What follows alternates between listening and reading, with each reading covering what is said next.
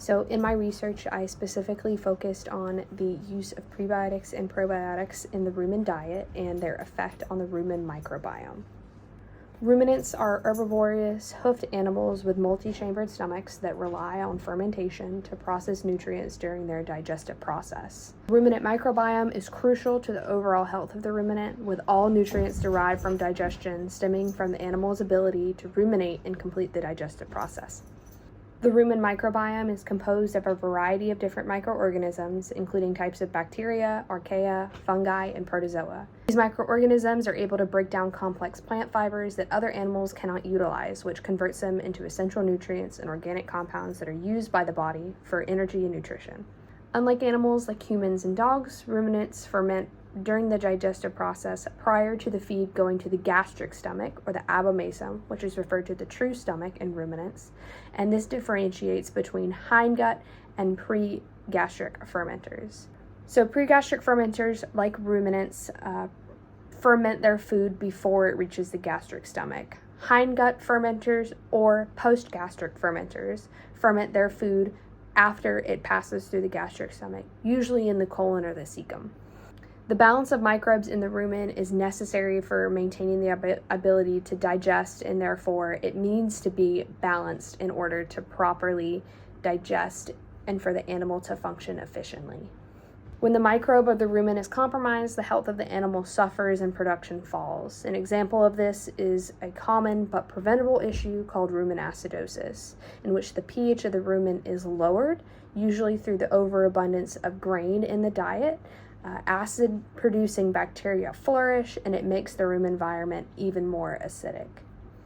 One way to maintain the ability of microbes to ferment is by adding supplements that improve the operating capacity, which can be done through the use of prebiotics and probiotics.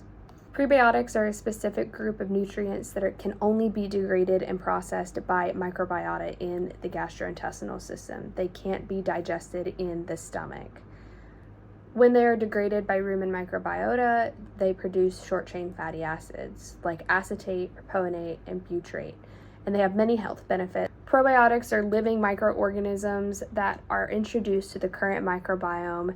They are non-pathogenic, and they have overall beneficial effects when they are administered correctly. Probiotics are effective through competitive exclusion, where beneficial microbes compete with pathogens, outcompeting them and establishing their presence in the rumen and the gastrointestinal tract. However, due to the nature of pre-gastric fermentation and the already established diet of ruminants, feeding just probiotics may have limited effects on the rumen overall. They are rapidly fermented in the rumen and do not reach other parts of the gastrointestinal tract like the small and large intestine. But in infant ruminants, their digestive systems function more like a monogastric animal or a hindgut fermenter.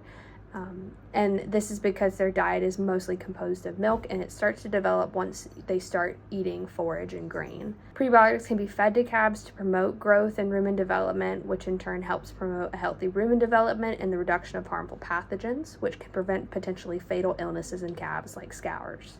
Feeding them in other infant animals like calves and lambs has also seen an overall increase in total tract digestion percentage of dry matter, neutral detergent fibers, and starches from the control. It also provided a slightly higher ruminal pH than the control, which promotes fiber digesting bacteria. The most common probiotic used in ruminants is yeast, more specifically Saccharomyces cerevisiae.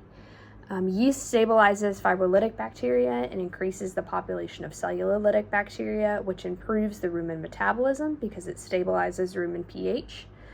However, there are benefits to feeding both prebiotics and probiotics at the same time. Referencing back once again to the same study involving lambs, when they were fed a mix of the prebiotic and probiotic supplement, there was an increase in all of the fractions evaluated, which was total tract digestion of dry matter, organic matter, neutral detergent fibers, starch, nitrogen, and digestible energy, and all of them saw an increase from the control. Other controlled studies have also showed that their combination used together achieved a positive balance in the GI microbiome, specifically in cattle. There are other benefits to be had by producers as well, improving the health and efficacy of your stock that leads to more income because they are able to produce more efficiently. Many of the journals that I use in my study, researchers mention a difference in production costs between control groups and experimental groups. The experimental group overall had a less feed cost per head. In summary, the proper management of the rumen microbiome is critical to maintaining overall health and productivity. Including prebiotics and probiotics offers a potential strategy to improve fermentation, digestion, and growth of rumen microbes. It's crucial to make sure that the dosage of prebiotics and probiotics is carefully managed so you don't have any negative side effects. And the correct dosage depends on age, current health, and the reason for supplementing them into the diet. Overall, adding prebiotics and probiotics to the diets of ruminants offers a practical and cost-effective way to improve animal health and ensure productivity for animal production operations that involve ruminants.